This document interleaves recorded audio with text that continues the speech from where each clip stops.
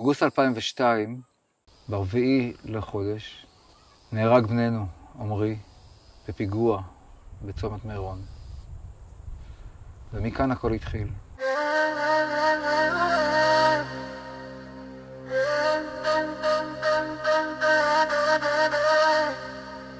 החלטנו שאחרי שעומרי נהרג להיאחז בחיים ולעשות הכל כדי למנוע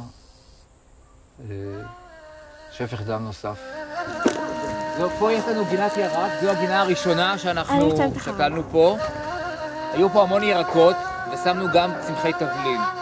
האדמה היא האלמנט הכי קשה והכי עמוק בסכסוך היהודי-ערבי.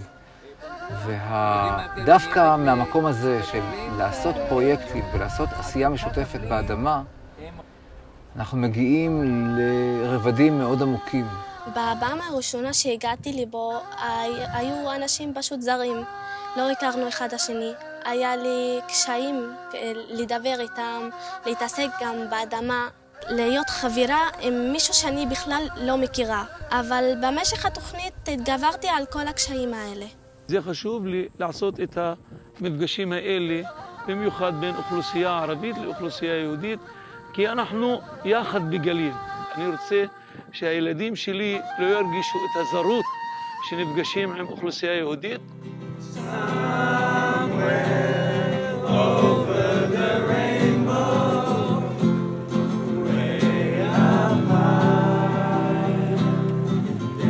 אני הגעתי לקרן עומרי דרך הפרויקט של הקשת.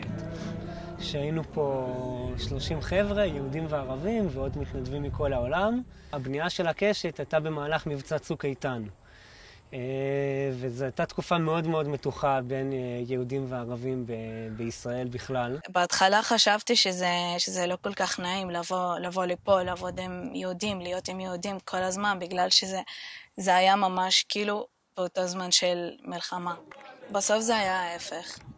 כל הזמן שיחקנו ביחד, עבדנו ביחד, אכלנו ביחד, את הכל עשינו ביחד כבן אדם. ניהלנו כאן שיחות מאוד מאוד פתוחות ומאוד קשות גם לפעמים.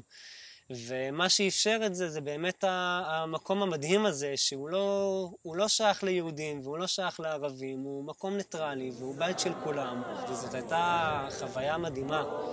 The idea of cooperating through work and many different activities is really good, because if you just talk about good relationships, it doesn't work. People just have to gather together and do things together. מתעסק באדמה, לאט לאט יש לך שיחה עם בן אדם מהמגזר השני, שהוא לא מדבר את השפה שלך. אז תוך ההתעסקות הזו, אתה מתחבר אליו ומתחיל לדבר אליו בתור חבר. It makes you realize that you have more in common than maybe you first thought. And when you're both aiming for a common goal, then it can only be a good thing.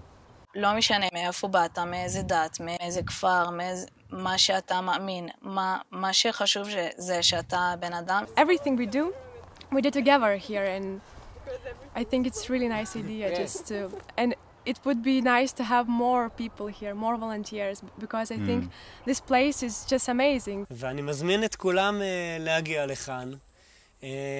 ולהתרשם מהמקום ולקחת חלק בפעילות שלנו ולעזור לנו להמשיך לצמוח ולאפשר את זה.